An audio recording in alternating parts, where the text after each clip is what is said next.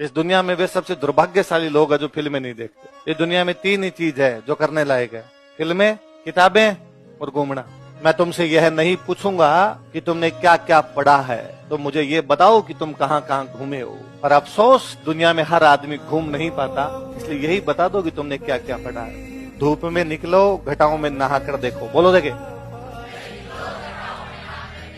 जिंदगी क्या है, किताबें हटा कर देखो।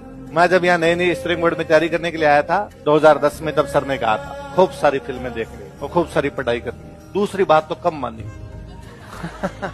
पहली इतनी मानी थी कि सिनेमा वाला ईपी है ना, हर फ्राइडे को जाते थे और सारे के सारे रूम में 10-12 रहा करते थे। हम आसपास में प्लेट लेके सारे के सारे शायद दल बल जाया करते हो।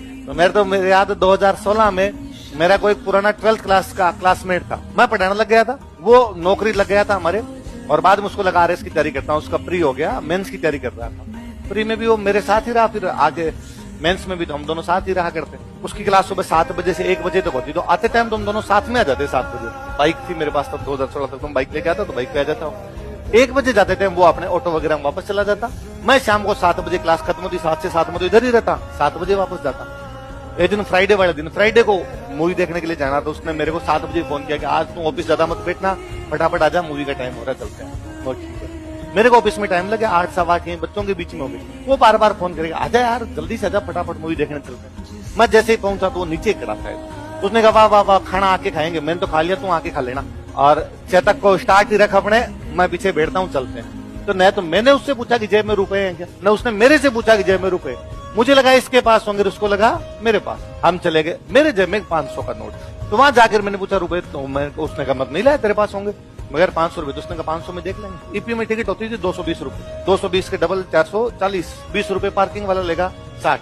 पॉपकॉर्न हमें खाने नहीं होते, तो वह रेडी, अपने कोई दिक्कत ही नहीं है। उस दिन 20 रुपए उनको दिए, भैया को उनको 20 रुपए शायद उसके पास कोई खुले मिल गए, तो वो तो दे दिए वहाँ। अब वहाँ टिकट लेने के लिए जब पहुंचे तो पता चला कि आज फर्स्ट डे है, मूवी हिट चल रही है, तो टिकट 260 है। तो 260 है तो फिर रुपए हो गए 520।